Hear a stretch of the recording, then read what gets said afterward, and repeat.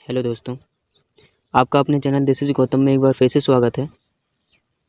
आज हम सॉल्यूशन करने वाले हैं 25 इम्पोर्टेंट क्वेश्चनों का, जिनकी आरआरबी एनटीपीसी सीबीटी 2 एग्ज़ाम में आने की अधिक संभावना है। वो भी ट्रिक से सॉल्यूशन करेंगे। तो आइए बिना समय गवाए हम क्वेश्चनों की ओर चलते हैं और उनको सॉल्यूशन करते हैं। तो चलिए चलते हैं क्वेश्चन नंबर 1 पर। क्वेश्चन नंबर 1 ये है। क्वेश्चन नंबर 1 लिखा हुआ है कि निम्नलिखित में से कौन सा 0.56 और 5.6 पर बार लगा हुआ है कि बराबर है, और लिखा है कि बार दशमलव की पुनरावृत्ति को दर्शाता है। ये सभी जानते हैं। तो हम जानते हैं कि यदि क्या जानते हैं कि यदि कि जीरो के बाद ये याद करना है, यदि जीरो के बाद दशमलव और दशमलव के तुरंत बाद कोई भी अंक लिखे हों और उन पर बार लगा हो, तो उनको हम भिन्न में बदलने के लिए क्या करते हैं कि जो दशमलव के बाद जो संख्या लिखी है उसको लिख देते हैं और बटे में। अब ये देखते हैं कि दशमलव के बाद जितने भी अंक हैं उन पर कितने अंक पर बार लगा हुआ है। तो देखो 2 अंक पर बार लगा हुआ है तो नीचे हम 2 9 लिख देते हैं। अगर 3 अंक पर लगा होता तो 3 बार 9 लिख देते। अगर 4 पर लिखा हो तो 4 बार लिख देते। ठीक है, तो इस प्रकार से इसका आंसर कितना आएगा, 0.56 पे बार लगा हुआ तो इसका आंसर आएगा 56। और इसमें 2 अंक पे बार लगा हुआ है जीरो के तुरंत बाद दशमलव के बाद, तो उसमें नीचे कितना आएगा, 99 आ जाएंगे। तो 56/99 इसका आंसर हो जाएगा, जो कि ऑप्शन नंबर ए में है। तो ऑप्शन नंबर ए हमारा आंसर हो जाएगा करेक्ट। समझ में आया? चलिए चलते हैं अगले क्वेश्चन पर, क्वेश्चन नंबर 2 पर। क्वेश्चन नंबर 2 में लिखा हुआ है कि 3341 और 3328 का मासा है। तो इनका हमें मासा ज्ञात करना है। तो मासा ज्ञात करने के लिए इनके हम दोनों के करेंगे फैक्टर, और फैक्टर करने पर हमें जो दोनों में कॉमन मिल जाएगा उनका हम गुणा करा देंगे और तो हमारा आंसर आ जाएगा मासा। तो इस प्रकार से हमारा आंसर आएगा 13। तो 13 इसका जो करेक्ट आंसर हो जाएगा। ठीक है, ऑप्शन नंबर 2। चलिए चलते हैं क्वेश्चन नंबर 3 की ओर। क्वेश्चन नंबर 3 में लिखा हुआ है कि साक्षी एक दूरी पैदल लिखना था, यहाँ पैदल। तो साक्षी एक दूरी पैदल तय करने और साइकिल से वापस शुरुआती स्थान तक आने में कुल 9 घंटे 55 मिनट लेती है। मतलब कि साक्षी ए से चली बी की ओर, तो बी की ओर जो गई थी वो किससे गई थी, पैदल गई थी। ठीक है, और जो वापस आई बी से ए की ओर, ठीक है, तो दोनों तरफ से दूरी समान समान है। तो वापस आई जो साइकिल से आई। ठीक है, तो उसे टोटल जो समय लगा है, यानी कि पैदल प्लस साइकिल से चली गई दूरी, टोटल कितनी है, टोटल है 9 घंटे 55 मिनट। तो ये टोटल दोनों का ये दिया गया है कि ए से बी की तरफ गई जो पैदल और बी से ए की तरफ आई जो साइकिल से आई, तो उन दोनों में समय लगा उसको 9 घंटे 55 मिनट। और कहा गया कि वह दोनों ओर का रास्ता पैदल कुल 12 घंटे 30 मिनट में तय करती है। मतलब कि ए से बी की तरफ जाती है और बी से ए की तरफ पुनः आती है, तो उसको कुल कितना समय लगता है, 12 घंटे 30 मिनट। तो यहाँ ध्यान देने की बात है कि ए से बी तक की जितनी दूरी होगी वो बी से यहाँ तक की ए तक की भी उतनी दूरी होगी। मतलब कि यहाँ से यहाँ तक गई उतना ही समय लगा होगा, और फिर यहाँ से ए तक आई तो उतना ही समय लगा होगा। मतलब कि दोगुना समय दिया गया है। तो ए से बी तक जाने में लगा समय कितना होगा, 12 घंटे 30 मिनट का आधा हो जाएगा। 12 घंटे 30 मिनट का आधा हो जाएगा, मतलब कि 6 घंटे 15 मिनट। तो 6 घंटे जो 15 मिनट है उसको ए से बी तक जाने में, और वो भी किससे, पैदल जाने में समय लगा उसको। समझ में आया? तो अब इसमें जो पैदल वाला समय है, तो इसमें ये दिया गया है कि 6 घंटे 15 मिनट लगे। तो साइकिल से कितना लगा होगा, एक तरफ का, साइकिल से एक तरफ का लगा होगा कितना, 9 घंटे 55 मिनट में से 9 घंटे 55 मिनट में से पैदल वाला घटा देंगे 6 घंटे 15 मिनट, तो कितना आ जाएगा, इसमें आ जाएगा 3 घंटे 40 मिनट। तो 3 घंटे 40 मिनट इसको एक साइड से लगे।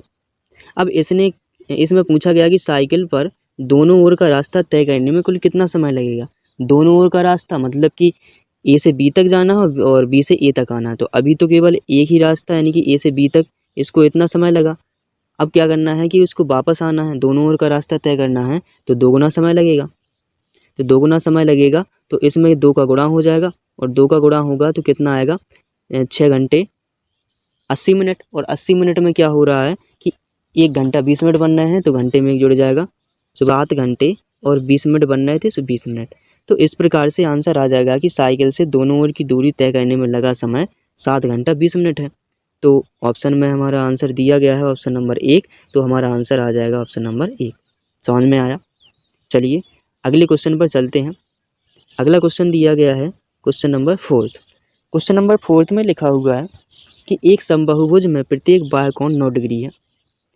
उस समबाहुभुज की भुजाओं की संख्या ज्ञात कीजिए। जब भी समबाहुभुज लिखा हो और उसमें बाह्य कोण दिया गया हो तो भुजाओं की संख्या बराबर क्या होती है? समभुज बहुभुज की जो भुजाएं होती हैं उनकी संख्या बराबर क्या होती है? भुजाओं की संख्या n बराबर क्या होती है?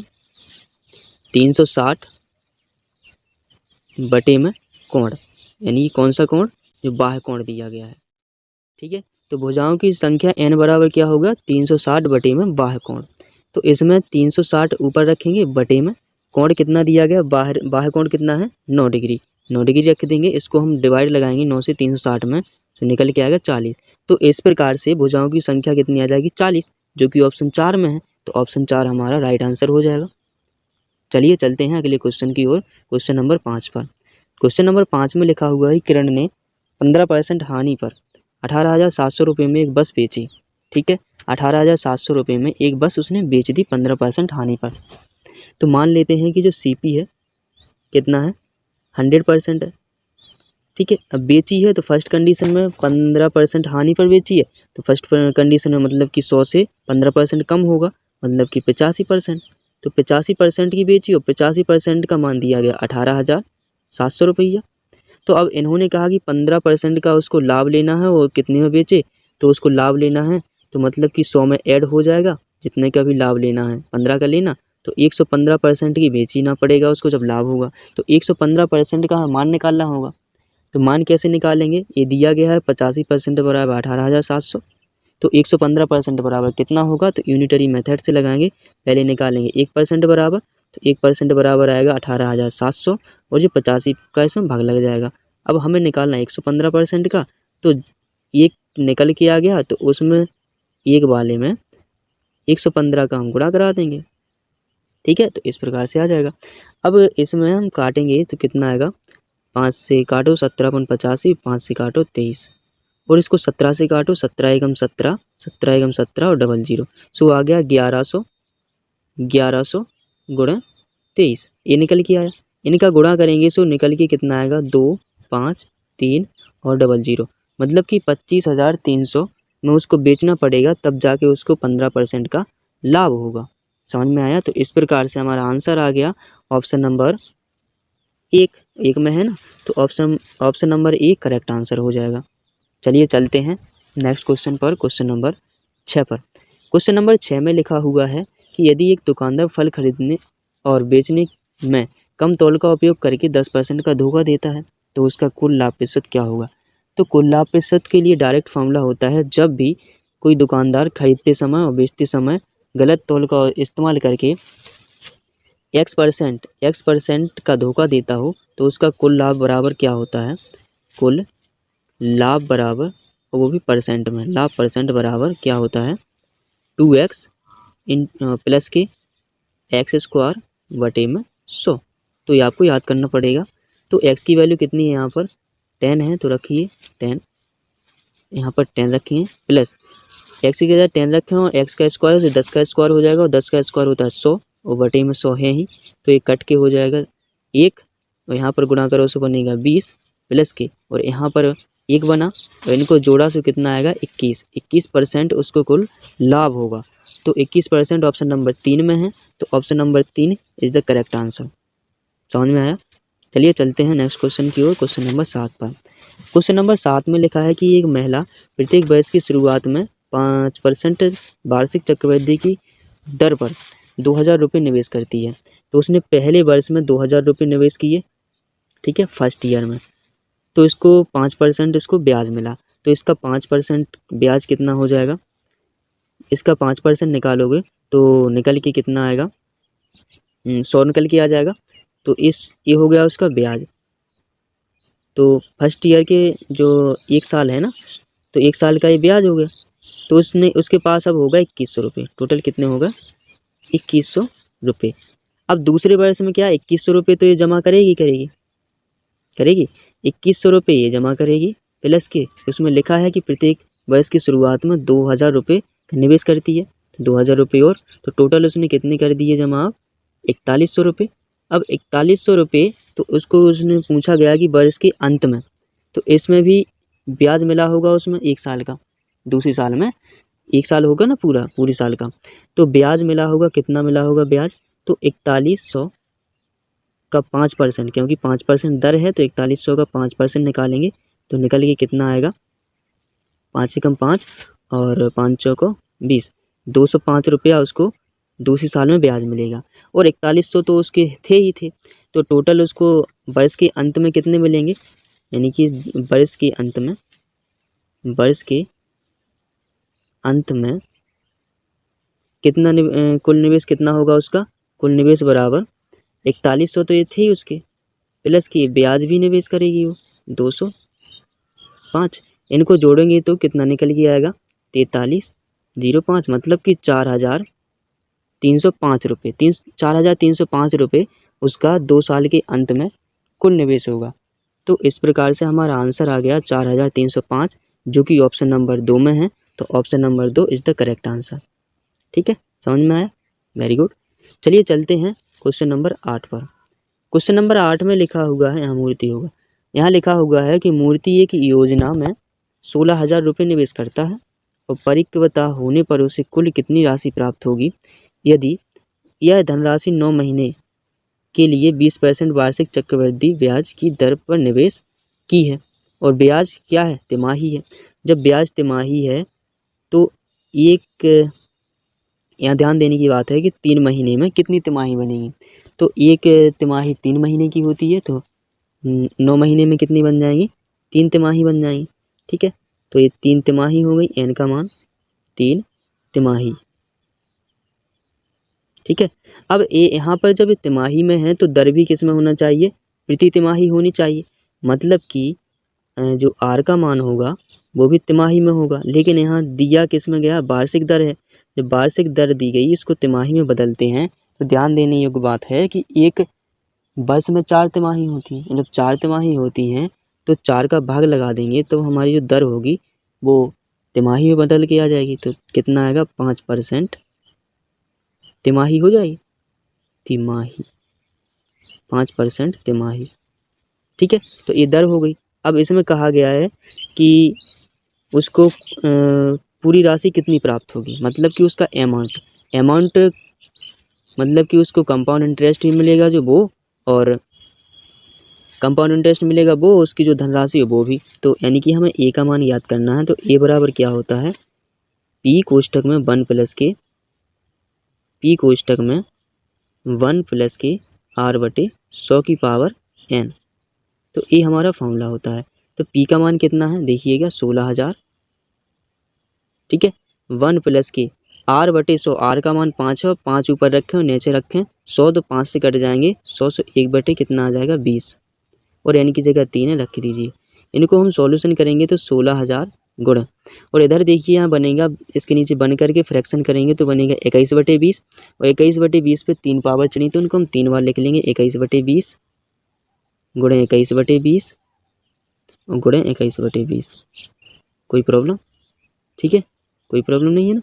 तो अब क्या करेंगे, देखो तो ये 0 दिख रहे हैं, 3 0 से ये 3 0 हट गए, ये 3 0 से 3 0 हम हटा देंगे, इसके 16,000 के हट गए, और यहाँ पर 2 दूनी 4 दूनी 8 हो गए, तो ये 8 काट देंगे, 8 से काट देंगे 16 को, तो 2 बार में कट जाएगा। ऊपर क्या बचा, 2 गुणे में, यहाँ पर क्या बचा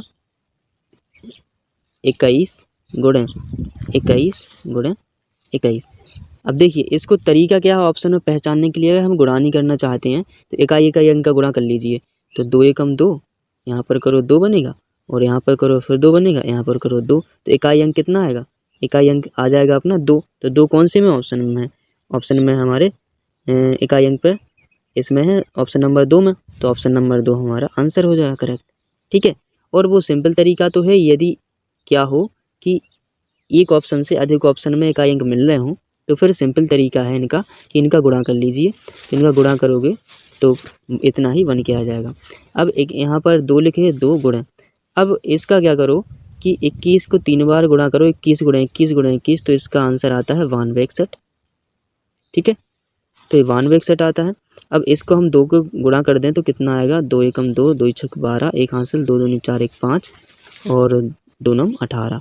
तो यहाँ पर आ जाएगा अपना 18,522। तो इस प्रकार से नॉर्मल तरीके से भी गुणा कर सकते हैं। तो option number 2 is the correct answer. समझ में आया? ठीक है, तो इस प्रकार से आप इसको सॉल्यूशन कर सकते हैं। चलिए चलते हैं अगले क्वेश्चन पर, क्वेश्चन नंबर 9 पर।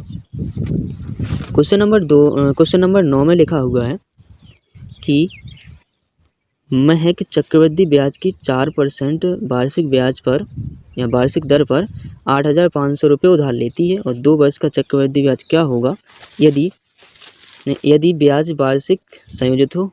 हमें ब्याज निकालना हो तो इसको चाहे तो अमाउंट निकाल के पी का मान घटा दें तो आ जाएगा। यदि ऐसा नहीं करना तो देखो ट्रिक से सॉल्यूशन करेंगे। तो ट्रिक से सॉल्यूशन कैसे करते हैं, तो पहली साल का ब्याज क्या निकल के आएगा, 8,500 पर 8,500 है, जो 8,500 पर हम निकालेंगे पहली वर्ष का ब्याज, मतलब कि दर कितनी दी गई है, दर दी गई है 4%। तो 4% निकालेंगे इसका, तो 4% निकल के कितना आ जाएगा, 340 रुपया। तो 340 रुपया पहली साल में भी ब्याज है और इतना ही 8,500 को दूसरी साल में भी है, सेकेंड ईयर में। तो 8,500 का दूसरी साल में भी इतना ही आएगा, 340। अब दूसरी साल में जो होगा वो क्या होगा कि ब्याज पर ब्याज लगेगा ना, क्योंकि 340 जमा हो जाएंगे पहली साल में। तो इसमें ब्याज कितना बन रहा है देखिए, तो 340 का ब्याज निकालेंगे, मतलब कि 5%, तो कितना निकल के आएगा। ठीक है, इनका गुणा करो, सो निकल के कितना आएगा, इनको 5 नहीं है, यहाँ पर 4% निकालना है, 34 का 4%, 340 का 4%, 1 0 से 1 0 हट जाएगा। अब इनका हमें गुणा कराना है, तो निकल के कितना आएगा, 4 चौको 16, 4 × 12 13, कितना आएगा 136 और बटे में 10 है और एक अंक पर दशमलव लगाएंगे, 1 0 हटाएंगे तो यहाँ पर लग जाएगा, 13.6 आ जाएगा। मतलब कि पहली साल का ब्याज ए आया और दूसरी साल में 8,500 पर ए आया और 340 पर ए आ गया, कितना 13.6। तो कुल ब्याज कितना हो जाएगा, यानी कि CI कितना आ जाएगा, 340 प्लस 340 और प्लस की ये 13.6 और जुड़ जाएंगे। ठीक है, ये 13.6 और जुड़ जाएंगे। तो इनको तीनों को जोड़ेंगे तो कितना जोड़ के आ जाएगा, इसमें आ जाएगा 693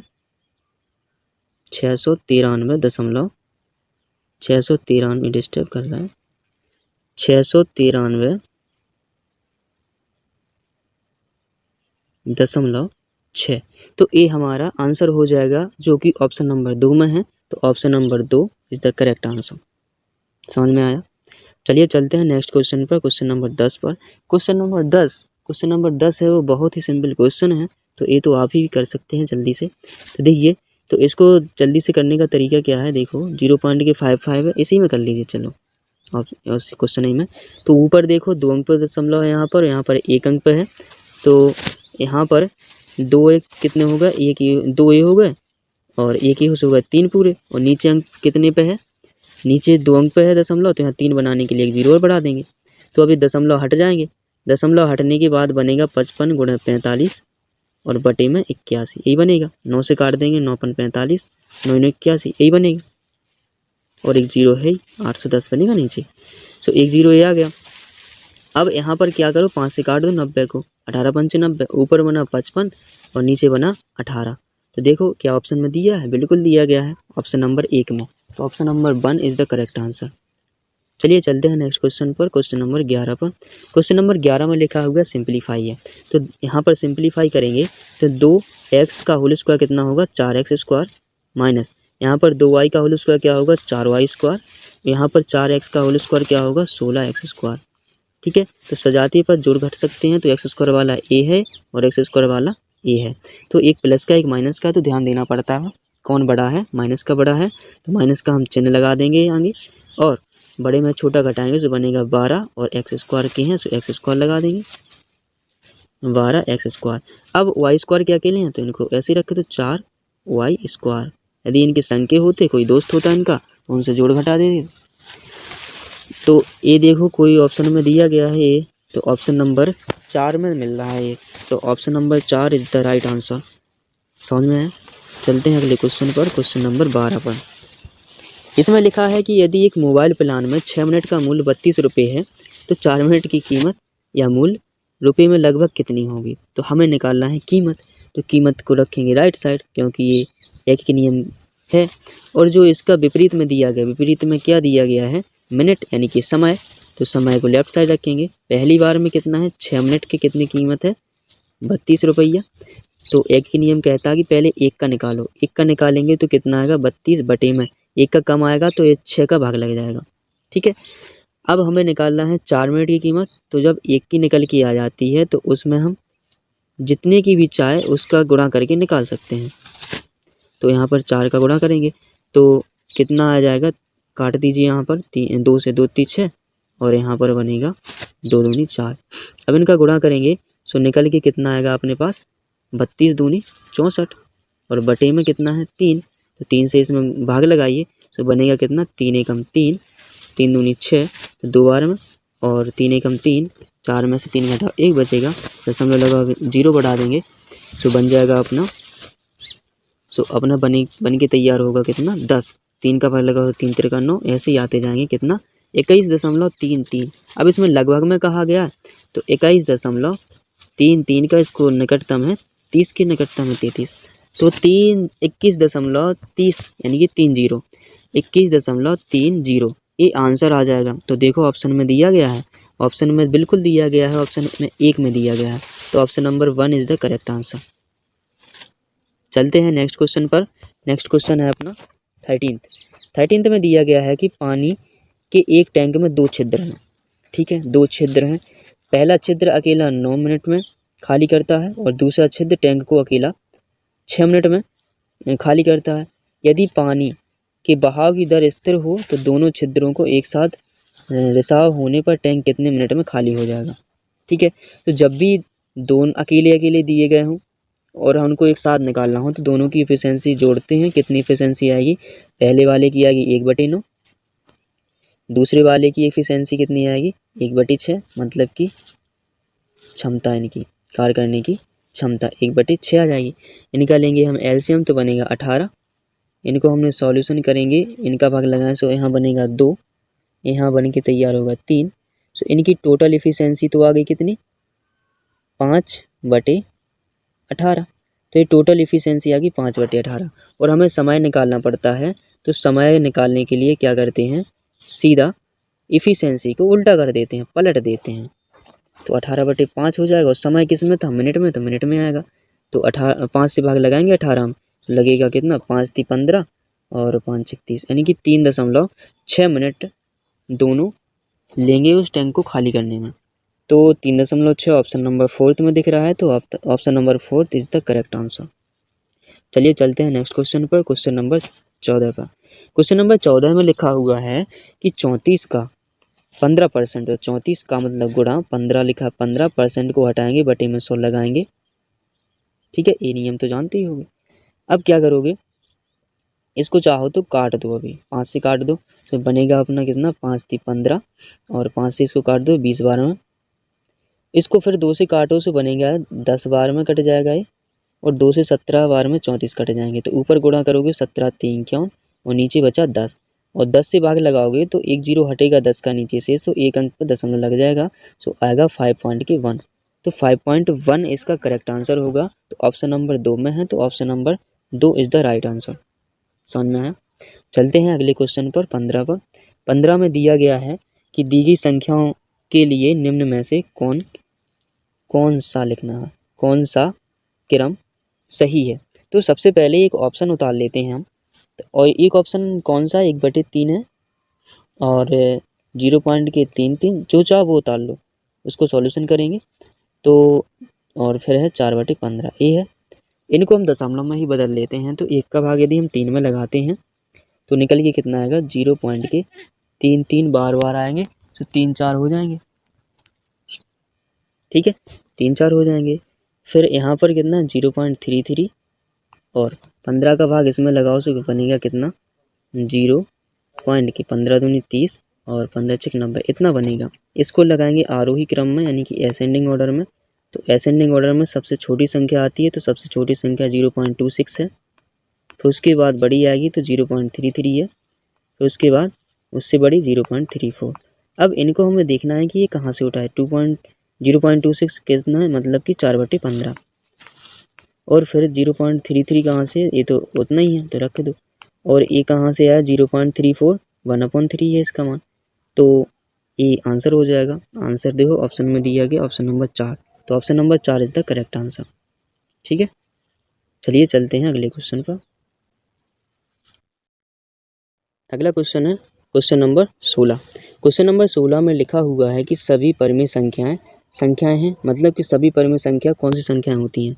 तो हम जानते हैं कि वास्तविक संख्याएं होती हैं, क्योंकि वास्तविक संख्याओं के 2 भाग होते हैं। एक तो परिमेय संख्या होती हैं, ठीक है, दूसरी होती हैं अपरिमेय संख्याएं। अपरिमेय संख्याएं, तो यहाँ पर ये दिया गया है कि परिमेय संख्याएं होंगी, जो सभी परिमेय संख्या होंगी, यानी कि all rational numbers are the real numbers. तो जो भी जो परिमेय संख्या होती हैं सभी वो वास्तविक संख्याएं होती हैं, क्योंकि वास्तविक संख्याओं से तो ये बटा हुआ है परिमेय। तो परिमेय सभी क्या होंगी, वास्तविक संख्याएं, means all the rational numbers are the real numbers. तो ऑप्शन नंबर 2 इसका करेक्ट आंसर हो जाएगा। चलते हैं नेक्स्ट क्वेश्चन पर, क्वेश्चन नंबर 17 पर। क्वेश्चन नंबर 17 में लिखा हुआ है कि यदि 2 संख्याओं का अनुपात 3:5 है तो उनका मासा दिया गया है 20। तो जब भी संख्याओं का अनुपात दिया गया हो, उनका मासा दिया गया हो, तो सीधे जो संख्या निकलती हैं उनके अनुपात में मासा का गुणा हो जाता है। तो यहाँ पर 5 × 20 होगा। तो ये संख्या निकल गई कितनी आ गई, एक तो ये 60 निकल के आ गई और एक आ गई ये 20×100, 100 निकल के आ गई। अब हमें इनका क्या पूछा गया, लासा। तो इनका एलसीएम लोगे तो इनका एलसीएम निकल के आएगा 300। ठीक है, एलसीएम तो लेना जानते ही हो, तो एलसीएम 300 आ जाएगा, जो कि ऑप्शन नंबर 2 में दिया गया। तो option number 2 is the right answer. चलिए चलते हैं अगले क्वेश्चन पर, क्वेश्चन नंबर 18।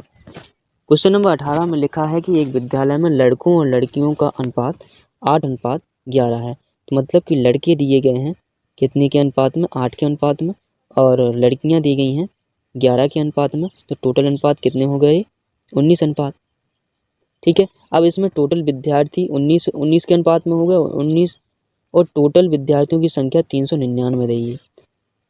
ठीक है, तो एक अनुपात बराबर कितना आएगा, एक अनुपात बराबर कितना आएगा, 399 में 19 का भाग लग जाएगा, लगाइए तो निकल के आएगा 21। हमें निकालना किसकी संख्या है, लड़कों की। तो लड़के कितने के अनुपात में है, 8 के अनुपात में। तो जब एक अनुपात बराबर 21 है तो 8 अनुपात बराबर क्या हो जाएगा, 8 × 21। इसका गुणा करेंगे तो निकल के आएगा 168। ठीक है, 168 is the correct answer of this question. तो यानी कि ऑप्शन नंबर 2 इसका करेक्ट आंसर हो जाएगा। ठीक है, चलते हैं नेक्स्ट क्वेश्चन की ओर, क्वेश्चन नंबर 19 पर। क्वेश्चन नंबर 19 में लिखा हुआ है कि एक दिन में बेचे गई सभी टिकटों में से 46% टिकट विद्यार्थी द्वारा खरीदे गए। यानी कि जो स्टूडेंट हैं उनने कितने टिकट खरीदे हैं, टोटल टिकट का 46%। 46% of total tickets, T total tickets, यानी कि 46% है टोटल टिकट्स का 46% उन्होंने खरीदे हैं। और टोटल टिकटों की संख्या 1250 दी गई है। तो हम 46% नहीं निकाल रहे, तो 46% परसेंट हटाएंगे, बटे में 100 लगाएंगे, का मतलब गुणा टोटल टिकट्स दिए गए 1250। तो ठीक है, तो इनको सॉल्यूशन करेंगे तो 1 0 से 1 0 ये हट जाएगा, और यहाँ पर 5 से काट दो, 5 दूनी 10, यहाँ पर बचेगा 25, और यहाँ पर 2 से काट दो तो यहाँ बनेगा 23, तो बनेगा 23। और तो टोटल टिकट या स्टूडेंटों की संख्या कितनी आ जाएगी, नहीं, स्टूडेंट द्वारा खरीदे गए कुल टिकट कितने आ जाएंगे, 23 × 25। अब इनका गुणा करेंगे तो कितना निकल के आएगा, 25 × 3 = 75, हासिल आ गई 7, और 25 दूनी 50 और 7 57। तो 575 इसका आंसर आ जाएगा। 575 is the correct answer of this question. तो आप लोग इस क्वेश्चन को अच्छे से कर सकते हो। तो option number 2 is the correct answer. चलते हैं अगले क्वेश्चन पर, क्वेश्चन नंबर 20। क्वेश्चन नंबर 20 में लिखा हुआ है कि चौवन डिवाइडेड बाई 3 स्क्वायर, चौवन divided by 3 square into 6 plus के 3। बोर्ड मास का नियम लगाएंगे तो बनेगा चौवन और डिवाइड 3 का स्क्वायर कितना होता है 9 इंटू 6 प्लस के 3 डिवाइड पहले सॉल्व होगा बोर्ड मास के नियम अनुसार, तो इसका इसमें डिवाइड लगाएंगे तो 9 छक 54 और इस ज्यों की त्यों लिखेंगे। ठीक है, अब इनका गुणा करेंगे तो बनेगा 36 और प्लस के 3, इसको 3 को जोड़ेंगे 36 में तो निकल के कितना आएगा 39, 39। तो 39 ऑप्शन 2 में है, तो 39 is the correct answer, means option 2 is the correct answer. चलते हैं नेक्स्ट क्वेश्चन पर, क्वेश्चन नंबर 21 पर। क्वेश्चन नंबर 21 में लिखा हुआ है, क्वेश्चन नंबर 21 क्या है कि एक आयत की लंबाई और चौड़ाई में कितने की, यानी कि 100% सॉरी, लंबाई में 15% बढ़ाया गया और चौड़ाई 10% बढ़ाई गई। तो कह रहे हैं इसके क्षेत्रफल में कितने परसेंट की वृद्धि होगी। तो मान लो पहले उसकी जो लंबाई थी वो 100% थी और वो चौड़ाई थी वो भी 100% थी। तो इसका जो क्षेत्रफल था पहले का क्षेत्रफल कितना था, इन दोनों का गुणा होगा LB, मतलब कि ये आ जाएगा अपना 10,000%। कोई प्रॉब्लम, ठीक है, नो प्रॉब्लम। अब इसमें कहा गया कि लंबाई कितने परसेंट बढ़ा दी गई है 15%, तो 100 में 15% 15 ही आएगा, तो 100 में जोड़ दो तो हो जाएगा 115%। अब चौड़ाई कितनी बढ़ाएगी 10%, तो चौड़ाई में 10% जोड़ दो, मतलब 100 में 10 जोड़ दो, 110% हो जाएगा। तो इनका जो क्षेत्रफल निकल के आएगा A2 कितना निकल के आएगा, ए इनका गुणा हो जाएगा, मतलब कि 115 और गुणा में 110, इनका गुणा करेंगे तो कितना आएगा 115 और 115 5 6 2, यानी कि 12,650, 12,650 इसका ये आ जाएगा गुणा करने पर 12,000, इसका आएगा 12,650। ठीक है, ये आ जाएगा। अब इसमें पूछा कि वृद्धि कितनी हो गई, कितनी प्रतिशत की, तो पहले आती 10,000, अब होगा 12,650, तो वृद्धि कितनी हुई, तो वृद्धि कितनी हुई इसकी, वृद्धि परसेंट निकालना, तो वृद्धि पहले देखो कितनी हुई, कितनी बढ़ गया इससे 2,650 बढ़ गए, कितने पे बढ़े 2,650, कितने पे बढ़े 10,000 पे, इतने पे बढ़े ना। अब हमें निकालना है परसेंट में, तो परसेंट में निकालने के लिए 100 से गुणा करते हैं, तो 100 से गुणा करेंगे तो इससे कट जाएगा। ठीक है, 1 0 से 1 0 हट जाएगा और एक ऊपर बचा है 265 और बटे में है 10, तो 10 का 1 0 हटाएंगे, एक अंक का दशमलव लग जाएगा, तो बन के तैयार हो गया 26.5%, यानी कि 26.5% इसमें वृद्धि हो जाएगी। तो 26.5% यानी कि 26.5, जो कि ऑप्शन नंबर 1 में है, तो option number 1 is the correct answer. समझ में आया, वेरी गुड। चलते हैं अगले क्वेश्चन पर, क्वेश्चन नंबर 22 पर। क्वेश्चन नंबर 22 में लिखा हुआ है कि हितेश हैं जो एक काम को अकेले हैं 24 दिन में और दिनेश हैं उसी काम को अकेले 30 दिन में करते हैं, और ईशान की सहायता से वे मिलकर इस काम को, यहाँ पर छप नहीं पाया, 10 दिन में पूरा करते हैं। कितने दिन में, 10 दिन में, 10 दिन में पूरा करते हैं। तो इसमें कहा गया कि ईशान इस काम को अकेले कितने दिन में करेंगे, मतलब कि टोटल तीनों कर रहे हैं 10 दिन में, तो जो टोटल इफ़िशेंसी आएगी, टोटल इफ़िशेंसी मतलब कि 1/10 आएगी, उसमें से हितेश की और दिनेश की इफ़िशेंसी को घटा देंगे तो ईशान की इफ़िशेंसी आ जाएगी। चलो इफ़िशेंसी इनको घटाते हैं, कितना 1/24 आएगी हितेश की, माइनस 1/30 आएगी इसकी, यानी कि दिनेश की। इनको इसका करेंगे हम सॉल्यूशन, तो इनका एलसीएम आएगा 120 और इसको करेंगे तो यहाँ 12 बनेगा, भाग लगा के इसको लगाएंगे तो 5 बनेगा, माइनस 4 बन जाएगा। तो इनको सॉल्यूशन किया तो बना ऊपर कितना 3/120, इसको काटा तो बना कितना 1/40 आ गई। तो ईशान की इफिशिएंसी जो आई है उसको पलट देंगे तो समय आ जाएगा कि ईशान अकेला उस काम को कितने दिन में करेगा। तो इफिशिएंसी को पलट देंगे तो बनेगा 40/1 और 1 का भाग 40 में लगाएंगे तो आएगा 40। तो यानी कि वह अकेला इसको 40 दिन में पूर्ण करेगा। तो 40 देखो ऑप्शन नंबर 4 में दिया गया है, तो option number 4 is the correct answer. ठीक है, चलते हैं नेक्स्ट क्वेश्चन पर, क्वेश्चन नंबर 23 पर। क्वेश्चन नंबर 23 दिया गया है कि 25 जनवरी 1948 को कौन सा दिन था। तो इससे पहले हम क्या करते हैं, इसको हल करने से तो एक वर्ष इसमें से कमा लेते हैं, 1947 आ गया। अब इसको क्या करते हैं, हम 3 भाग में तोड़ते हैं, एक तो सेंचुरी में, एक साधारण वर्ष में, एक लीप वर्ष में। तो इसमें सेंचुरी कौन सी है, 1900 वाली, और साधारण वर्ष कितने हैं इसमें 47 यानी कि 47, और लीप वर्ष याद करने के लिए साधारण वर्ष में 4 का हम डिवाइड लगाते हैं और जो भागफल आता है तो वही उसका क्या होता है लीप वर्ष। तो 47 में लगाएंगे भाग, तो 4 एकम 4 0, यहाँ पर बचेगा कितना 7, 4 एकम 4, तो यहाँ पर कितना आ जाएगा कुल मिला के 11, यानी कि इसमें 11 जो है वो बन रही है लीप वर्ष। ठीक है, 11 लीप वर्ष बन गई। अब क्या करना है, इनके कोड रखना है। इनके कोड रखेंगे तो 1900 का कोड 1 होता है। यदि आपने पीछे वाली वीडियो जो कि जिसमें दिन निकालने वाली वीडियो है, यदि आपने अभी उसको नहीं देखा तो उसको देख लीजिए, उसमें अच्छे समझाया गया है। तो उसकी लिंक हम डिस्क्रिप्शन में दे देंगे, तो उस पर जाके देख लीजिए तो जल्दी समझ में आ जाएगा। और इसका कोड 1 हो गया प्लस के 47 प्लस के 11, इनको हम ऐड करेंगे तो निकल के आएगा 59, और 59 आ गया। इसमें हम 7 से भाग लगाते हैं और इसमें हमें शेषफल लेना है, शेषफल लेते हैं। तो शेषफल कितना आएगा, 7 से भाग लगाओ, 7 8 56, और 56 घटा देंगे 59 में से बनेगा 3। तो 3 तो इसका 1948 का कोड आ गया। अब यहाँ पर लिखा है 25 जनवरी 7 में, तो 25 प्लस के जनवरी लिखा, तो जनवरी का कोड होता है 0 प्लस 1948 का आ गया 3। तो ये आपको ध्यान देना है, ये कोड हमने पिछली वीडियो में लिखवाए हैं।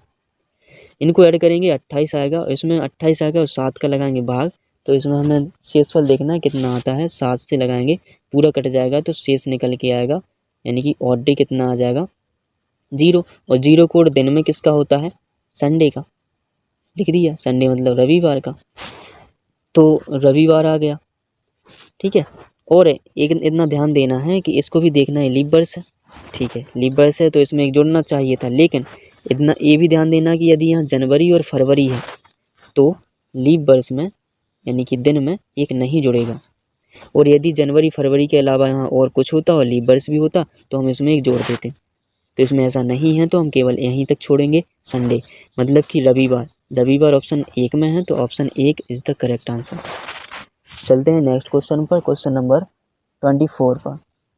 24 मतलब कि 24। क्वेश्चन नंबर 24 में लिखा है कि साइन ऑफ 90 - a का मान कितना होगा। तो ये आपको या तो याद होना चाहिए, यदि याद नहीं है तो ट्रिक से देख लीजिए। तो जब कोण घटाया जाता है तो उसमें हम ट्रिक लगाते हैं ए, कौन सी ट्रिक लगाते हैं, ASTC।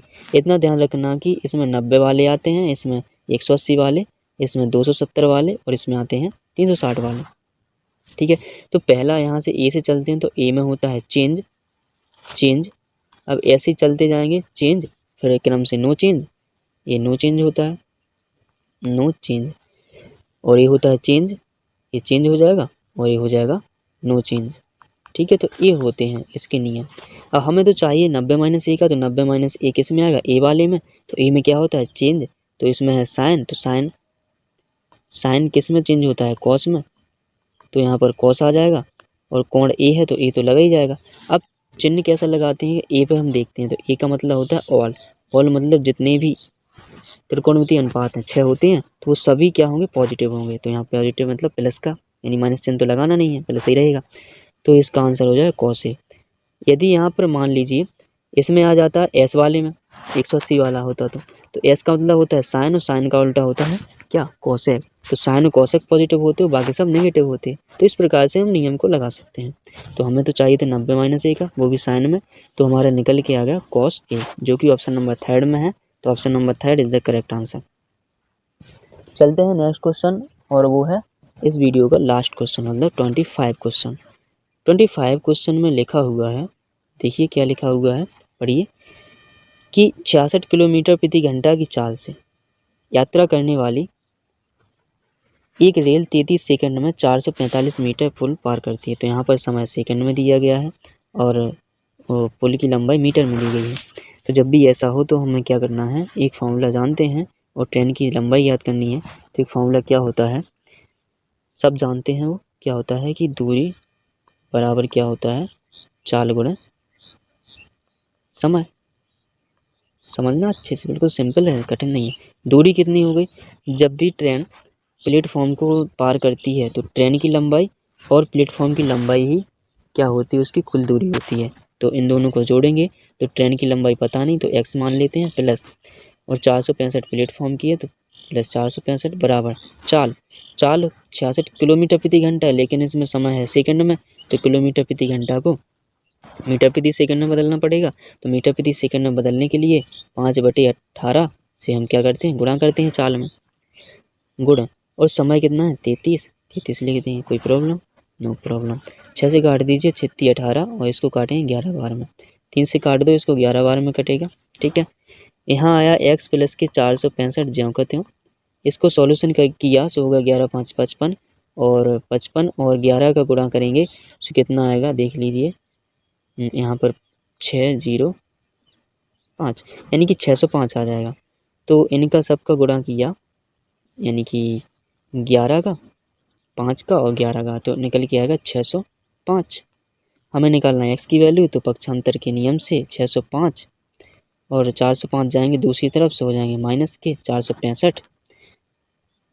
इसमें से घटाएंगे तो कितना निकलेगा, घटाइए 0 बनेगा पीछे और यहाँ पर 4 बन जाएगा 1। तो 140 मीटर इसकी लंबाई आ जाएगी ट्रेन की। तो 140 ऑप्शन नंबर 4 में है, तो option number 4 is the correct answer of this question. This is the last question of your video. तो आई होप, मैं आशा करता हूँ कि आपको ये वीडियो समझ में आई होगी, क्वेश्चन भी अच्छी भली भांति समझ में आए होंगे। यदि आपने अभी तक चैनल को सब्सक्राइब नहीं किया है तो चैनल को जाके जल्दी से सब्सक्राइब कर लीजिए, ताकि आपको ऐसी ही वीडियो मिलती रहें। और इस वीडियो को ज़्यादा से ज़्यादा अपने दोस्तों में शेयर कर दीजिए, ताकि आपके दोस्त भी इसको समझ सकें और आगे बढ़ सकें। ठीक है, मिलते हैं अगली वीडियो में, जब तक के लिए धन्यवाद।